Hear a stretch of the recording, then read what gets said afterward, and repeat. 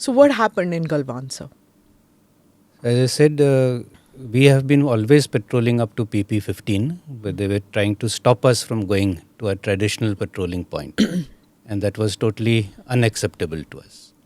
And to stop us from coming, they had established a small outpost, you can say, just 2 tents. And we objected very vehemently to that. But This was in May 2020. It was ongoing. Ongoing, okay. It was going on. So we objected vehemently to that, but they were adamant that they would not go back. And therefore we had to be more assertive, and that is when they also came with additional strength, and the entire clash happened in that area of short of, means on our side of PP 15, but as a result we were able to make sure that they go back. So when you say we were assertive, we were vehement, what does that translate to actually? Yeah, so you see, over the years there have been many protocols which have been laid down, whether it is on Border Peace and Tranquility Agreement, the BPTA, or Protocol on Confidence Building Measures. So in all of them, there are various provisions to make sure that such clashes do not occur. For example, if 2 patrols come to face, they have to stop wherever we first see each other. And then only the leaders come up along with one buddy and negotiate at that point, and then they go back. You're not supposed to come close together. The strength of the patrols have been laid down. So that obviously if both sides are of equal strength, the chances of a clash are less. But if one side is 500 and the other side is 15, then obviously the side which is 500 feels emboldened. So over a period of time, they were violating one by one all the provisions of those agreements. So at some point, we had also to counter them. If they were violating, then obviously we had to take countermeasures. That is what I mean by we were more assertive and not taking things lying down.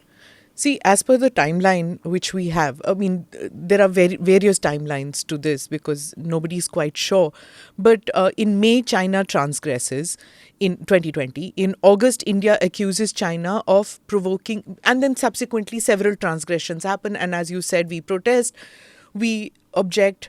Then India accuses China of provoking military tensions twice in August. China denies, blames India for standoff. In September, China accuses India of firing shots at its troops. And then exchange of fire, first time in 45 years, happened. Now, you're the army chief at that time. What was going on in your mind? Because were you then at that time, because you've said several times that you have to be prepared for war. As an army chief, you have to prepare your troops for war. So were you prepared for war at that stage with China? See, the transgressions are not actually localized to only Eastern Ladakh. We have areas of different perceptions right from Eastern Ladakh to Arunachal. And these transgressions are happening from time to time in various places. In Eastern Ladakh, in the central sector, Barahoti, in Sikkim, in Arunachal. So this is something that we are always prepared to counter. But as I said, the various agreements which are in place categorically rule out the use of force or resorting to firing. But you cannot only observe one paragraph of the agreement and violate all others. So if you have violated all the others, then I am free to fire. So you cannot accuse me of firing when you have done all the violations. Does that mean you will come with 5,000 people and I will just keep sitting? Obviously I will fire.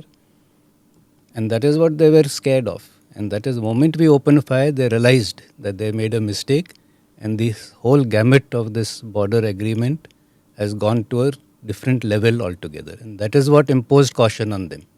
For the first time ever, they were cautious that this tactics or this strategy of theirs of trying to overwhelm by superior force will not work in the face of India retaliating or opening fire. You said the Chinese had put up tents and we opposed that vehemently. And so during Galwan, when we took action, those tents have been now pushed back? Yes. We did it successfully. The team led by Colonel Santosh Babu and his men, they pushed back the Chinese from that position where they had pitched their tents. It was not so clear cut as it seems now. So there was a period when they tried to push them back. They were still there. And then as a result of the talks which happened thereafter, and 10-15 rounds of talks took place. And then in every round of talks, we agreed to disengage from where we were. And as a result of that disengagement, now the status quo has been restored. In all the locations, sir? In all the locations, yeah. So, and can we say that the status quo which the Chinese wanted to change unilaterally post 2020, from May 2020, we have gone back to the older positions after the several round of talks which we have had. That's right. So post the several rounds of talks, the status quo as of April 2020 has been restored. Jal Sahab, I'm going to pick a quote of yours. In an interview, you had said, army people are the last people who want to go to war. It's always better to have the whole nation approach and have a good relationship with your neighbors, a stable relationship with all your neighbors, because if you have stable relations, the country prospers, and that should be the aim. That should be done at a political level, diplomatic level, but you need the army. If you want to ensure peace, be prepared for war. I'll take you back to that situation when you became chief and when this thing happened, when this action happened. How do you prepare for war when the other side has already attacked you, has already come? Were you prepared for war? Was the Indian Army prepared to go to war with China? No, as a country, as a nation and as an army, we are always prepared for war. It is not that we are not prepared at any point of time. Appreciation of likely threats is a continuous process. And intelligence inputs are always there of who's mobilizing, how they're mobilizing. So the kind of mobilization which had happened on the Chinese side was not indicative of a war.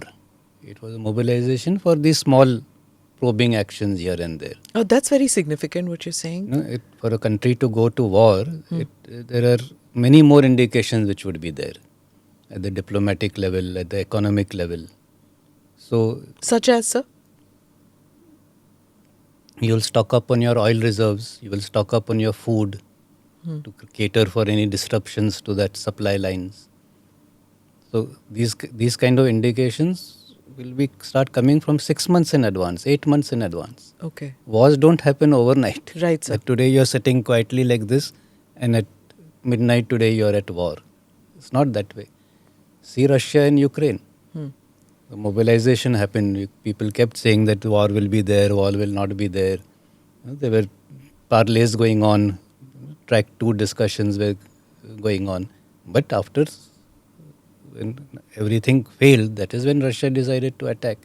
It's not that 24th February, one fine day they went off. Yeah. But we knew that something is happening.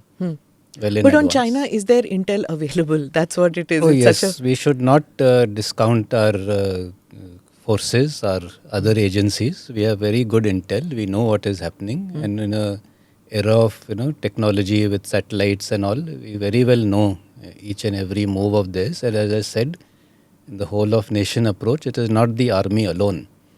All the organs of the state, our RNAW is doing a wonderful job. We know exactly what is happening. So let's not be under this delusion that one fine day we're going to get surprised and be at war. We will get adequate notice. We will get adequate notice to mobilize. We'll get adequate notice to go and occupy our defenses and be prepared in all respects. I can say that with utmost confidence to the entire nation that we will always be ready to face whatever is thrown at us. So in 2020, one question, Ajit, then you go. In 2020, there was a lot of, there were these propaganda videos which came out from China, if you remember, that, these trucks going with thousands of people being mobilized. Of course, there were takedowns by the Indian side which said ki ye fake videos hai, ye pehle ke videos hai. And then there were these that, all those trucks which were moving, they had mobile toilets with them, whereas our forces don't have it. So there was, like a lot of propaganda war which happens during these kind of situations. Is India equipped to handle that kind of propaganda war which comes in? For that, actually, again, I would say at the military level, we are very much capable of handling it because we know what is what. On ground, we know, we can see them, we know what their physical standards are. In fact, at the height of the crisis in eastern Ladakh, their troops who were in that forward line had to be relieved every 48 hours. And ours are relieved after? Once you go, you sit there. You said So that means, That means yeah, that- 1 that year. means till Next till deployment. you next you go on leave or something. So if you have gone up, you will sit there for 3-4 months, whatever is the thing. That is the hardiness of our troops. Their troops had to be relieved every 48 hours. 10 people would come up, 10 people would go down. That was their staying power.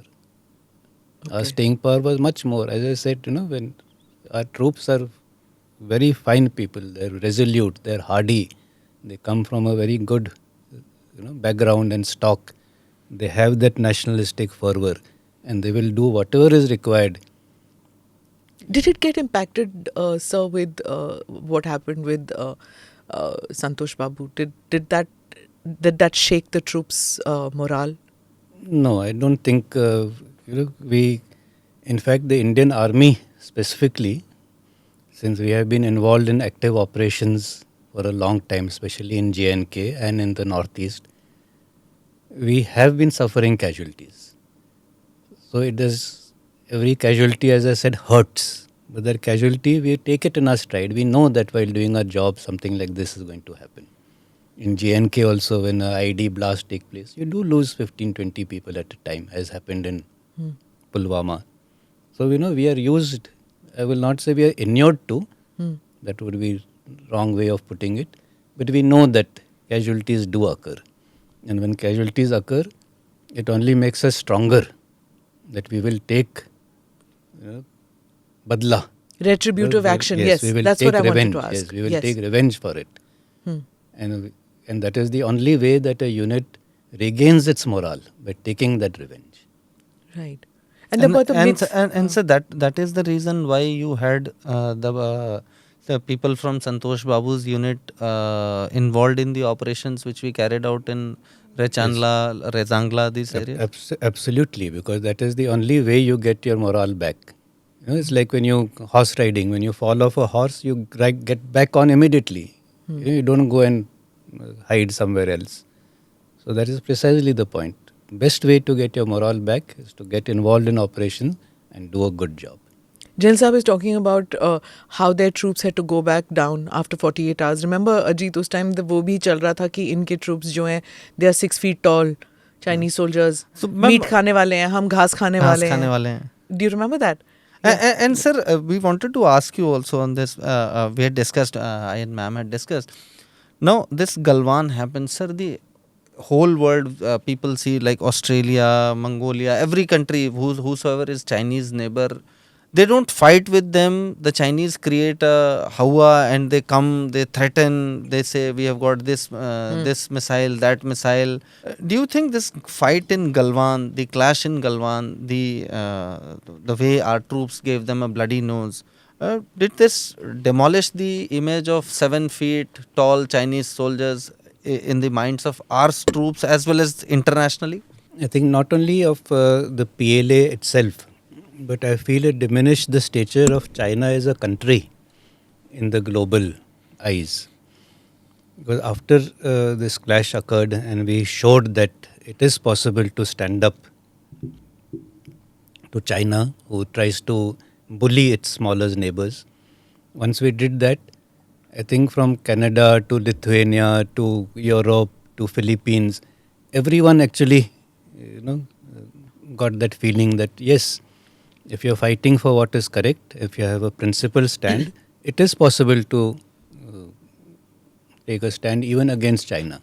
And we don't have to always be cowed down by the might that they try to project. I think the ASEAN was also looking in wonderment at that stage. Quite right. As to how we react because of Chinese aggression in the South China Sea, in all that was happening. So I think there was a lot of focus on the Indian Army at that stage. Indian Army and India as a country. We showed, India as a country showed to the world that it is possible to take on that neighborhood bully As is the case everywhere, whether it is a school bully or a neighborhood bully, you have to stand up to him sometime or the other. Right. We showed it can be done.